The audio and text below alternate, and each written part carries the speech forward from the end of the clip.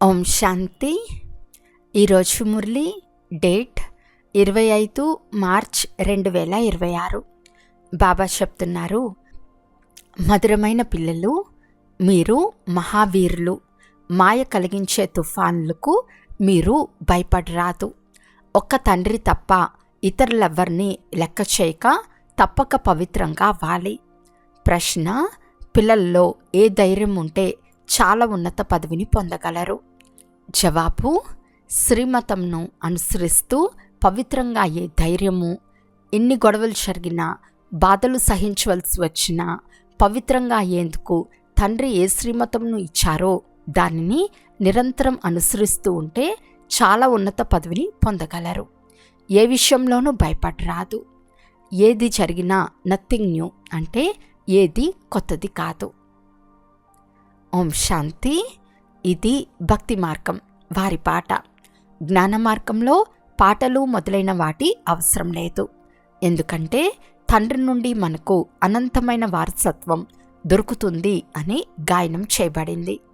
భక్తి మార్గంలోని ఆచారాలు, పద్ధతులు ఇందులో రాశాలవు. పిల్లలు కవిత్వం మొదలైనవి తయారు చేస్తారు, కానీ అవి ఇతరులకు వినిపించేందుకు దాని అర్థం కూడా మీరు తెలిపించినంత వరకు ఇతరులకు అర్థం కాదు.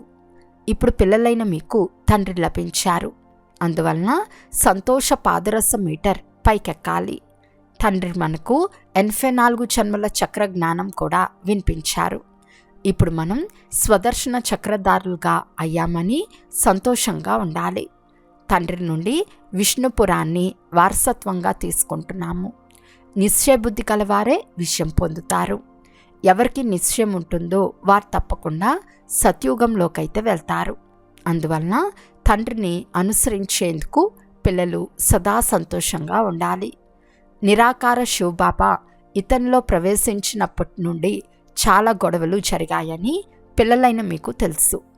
పవిత్రతపై చాలా గొడవలు జరిగాయి. పిల్లలు పెద్దవారవుతూనే త్వరగా వివాహం చేసుకోండి. వివాహం లేకుంటే పని ఎలా జరుగుతుంది అని అంటారు. భలే మనుషులు గీత చదువుతూనే ఉంటారు, కానీ దానినేమీ అర్థం చేసుకోరు. ఈ బాబాకు అందరికంటే ఎక్కువగా చదివే అభ్యాసం ఉండేది. ఒక్కరోజు కూడా గీతను చదవటం మిస్ చేసేవారు కాదు. గీతా భగవానుడు శివుడని తెలిసిన తర్వాత నేను విశ్వానికి యజమానిగా అవుతున్నాననే నశాలో ఉండినారు. ఇది శివ భగవాను వాచ అయినా పవిత్రతపై చాలా హంగామా జరిగింది. ఇందులో ధైర్యం కావాలి కదా. మహావీరులు, మహావీర వనితులు మీరే. ఒక్కరిని తప్ప ఇతరులెవ్వరినీ లెక్కపెట్టే అవసరం లేదు. పురుషుడు రచయిత. రచయిత స్వయంగా పావనమవుతే రచనను కూడా పావనంగా చేస్తారు. ఈ విషయం పైననే చాలామందితో గొడవలు నడిచాయి. గొప్ప గొప్ప కుటుంబంలోని వారు బయటకు వచ్చేశారు. ఎవరినీ లెక్క చేయలేదు. భాగ్యంలో లేని వారు అర్థం కూడా చేసుకోలేరు. పవిత్రంగా ఉండాలి అనుకుంటే ఉండు, లేకుంటే వెళ్ళి మీ ఏర్పాట్లు మీరు చేసుకోండి అని చెప్పాలి. ఇలా మాట్లాడేందుకు ధైర్యం కావాలి కదా. బాబా ముందు చాలా గొడవలు జరిగాయి.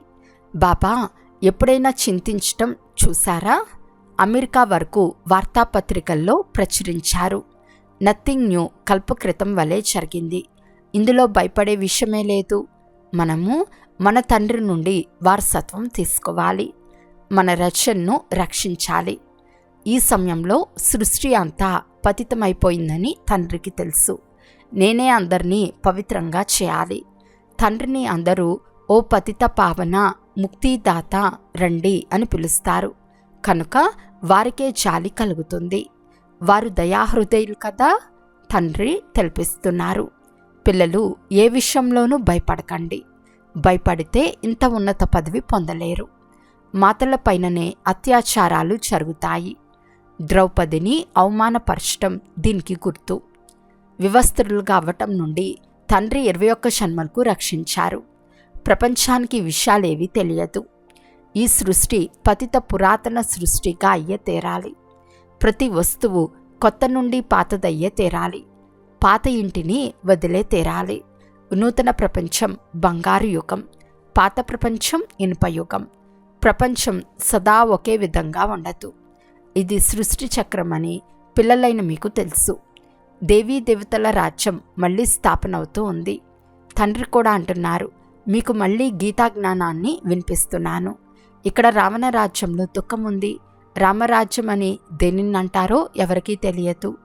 తండ్రి అంటున్నారు, నేను స్వర్గం లేక రామరాజ్యాన్ని స్థాపన చేసేందుకు వచ్చాను.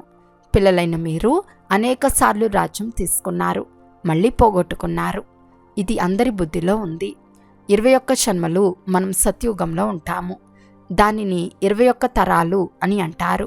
అనగా వృద్ధావస్థ వచ్చినప్పుడు శరీరాన్ని వదిలేస్తారు. అకాల మృత్యు ఎప్పుడూ జరగదు. ఇప్పుడు త్రికాలదర్శులుగా అయ్యారు. శివబాబా ఎవరో మీకు తెలుసు. శివుని మందిరాలు అనేకం నిర్మించారు. ఇంట్లో కూడా మూర్తులు ఉంచుకోవచ్చు కదా. కానీ భక్తి మార్గం కూడా డ్రామాలో నిశ్చితమై ఉంది.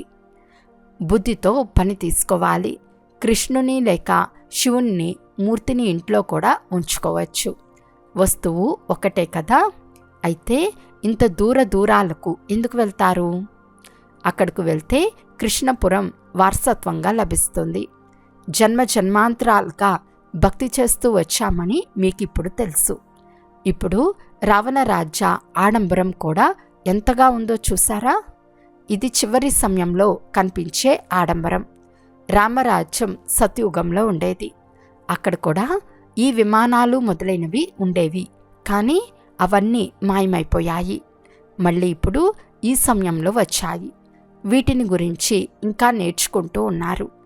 ఎవరు నేర్చుకుంటారో వారు ఆ సంస్కారాలు తీసుకెళ్తారు. అక్కడికి వచ్చి మళ్ళీ విమానాలు తయారు చేస్తారు. ఇవి భవిష్యత్తులో మీకు సుఖం ఇచ్చే వస్తువులు. ఈ సైన్స్ మీకు తర్వాత పనికి వస్తుంది. ఇప్పుడు ఈ సైన్స్ దుఃఖం ఇచ్చేందుకు నిమిత్తమై ఉంది. అక్కడ సుఖం ఇస్తుంది. ఇప్పుడు స్థాపన జరుగుతూ ఉంది.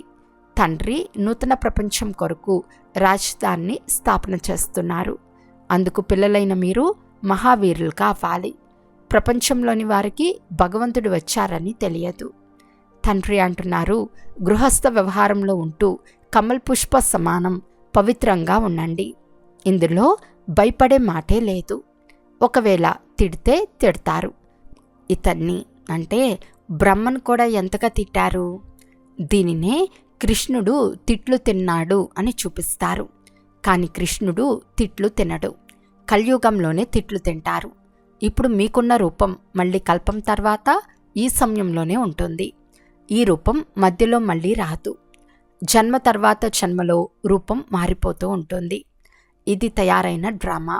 84 జన్మలలో ఏ ముఖ్య వైకర్యాలతో అంటే ఫీచర్స్తో జన్మించారో మళ్ళీ అలాగే జన్మిస్తారు. ఇప్పుడున్న రూపురేఖలు మారి మరో జన్మలో ఇతనికి లక్ష్మీనారాయణుల రూపురేఖలు ఏర్పడతాయి. ఇప్పుడు మీ బుద్ధికి పడిన తాళాలు తెరవబడతాయి. ఇది కొత్త విషయం. బాబాకు కూడా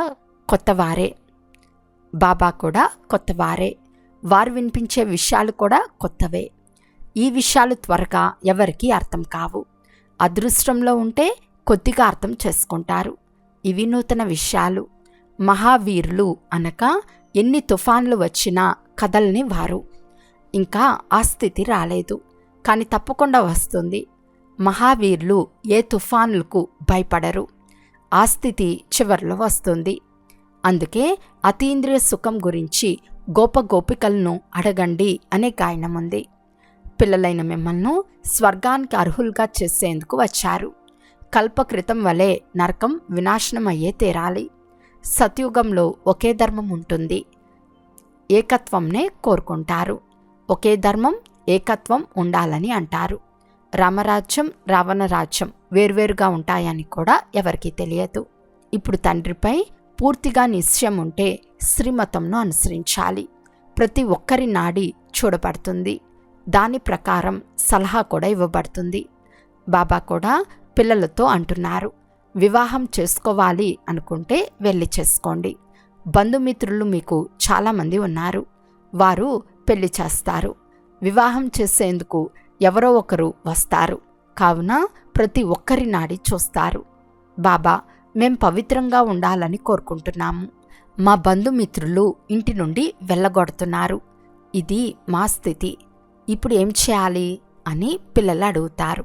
అరే, ఇది కూడా అడగాల? పవిత్రంగా ఉండాలి. ఒకవేళ ఉండలేకపోతే వెళ్ళి పెళ్లి చేసుకో.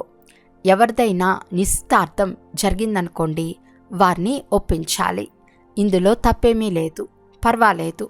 కంకణం కట్టుకున్నప్పుడు ఈ పతి నీకు గురువు అని చెప్తారు కదా, నీవు నన్ను గురువుగా, ఈశ్వరునిగా ఒప్పుకున్నావా అని అడిగి రాయించుకోవాలి.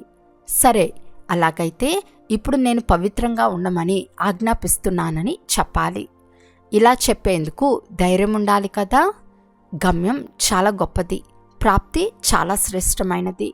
ప్రాప్తిని గురించి తెలియనప్పుడు కామాగ్ని అంటుకుంటుంది, ప్రాప్తి గుర్తుండదు. తండ్రి అంటున్నారు, ఇంత గొప్ప ప్రాప్తి కలుగుతూ ఉంటే ఒక్క జన్మలో పవిత్రంగా ఉండటం అదేమంత పెద్ద విషయం. నేను మీ పతిని, ఈశ్వరును, నా ఆజ్ఞానుసారం పవిత్రంగా ఉండాలని రాయించుకోవాలి.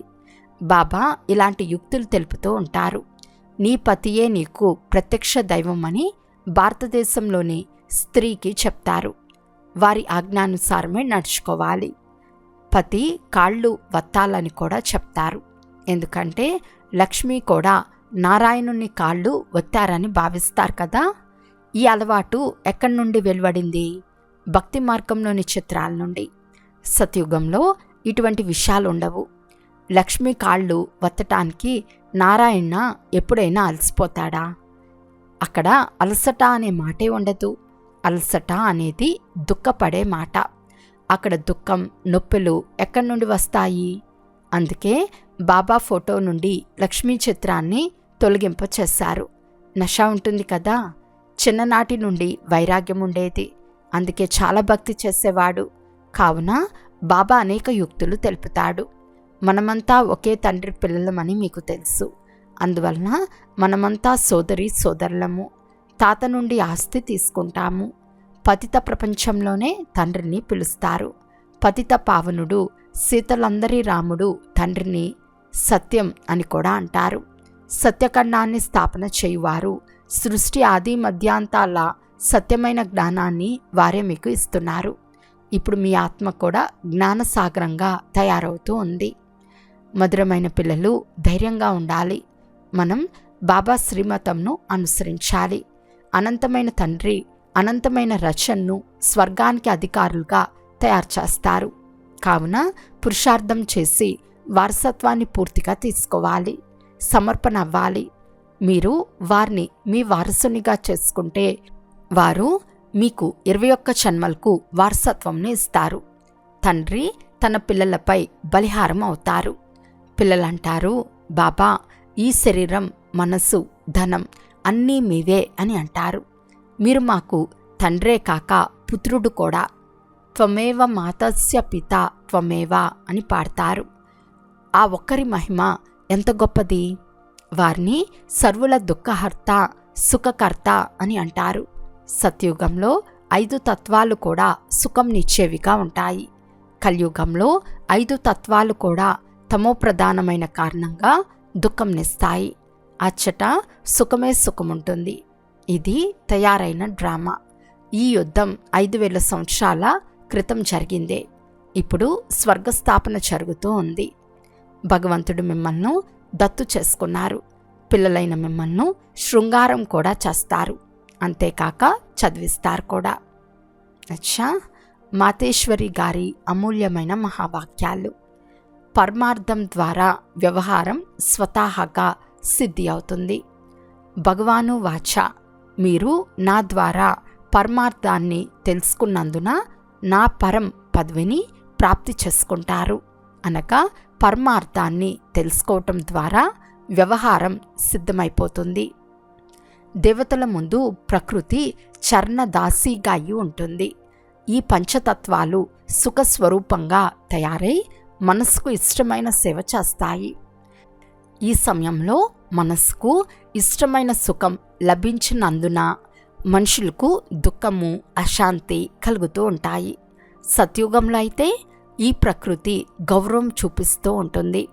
దేవతల జడచిత్రాలపై కూడా ఇన్ని వజ్రాల నగలు అలంకరిస్తూ ఉంటే వారు చైతన్యంలో ప్రత్యక్షమైనప్పుడు వారికి ఎన్ని వైభవాలుంటాయి.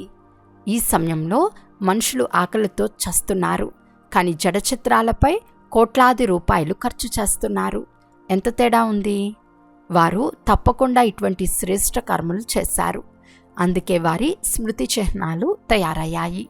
వారికి పూజ కూడా ఎంతగా జరుగుతుంది. వారు నిర్వీకారి ప్రవృత్తిలో ఉంటూ కమల్ పుష్ప సమాన అవస్థలో ఉండేవారు. అందుకే ఇప్పుడు వారు నిర్వీకారి ప్రవృత్తికి బదులు వికారీ ప్రవృత్తిలోకి వెళ్ళిపోయారు. ఆ కారణంగా అందరూ పరమార్థాన్ని మర్చిపోయి వ్యవహారం వైపు వెళ్ళిపోయారు. అందువలన రిజల్ట్ వ్యతిరేకం వైపు వెళ్తూ ఉంది.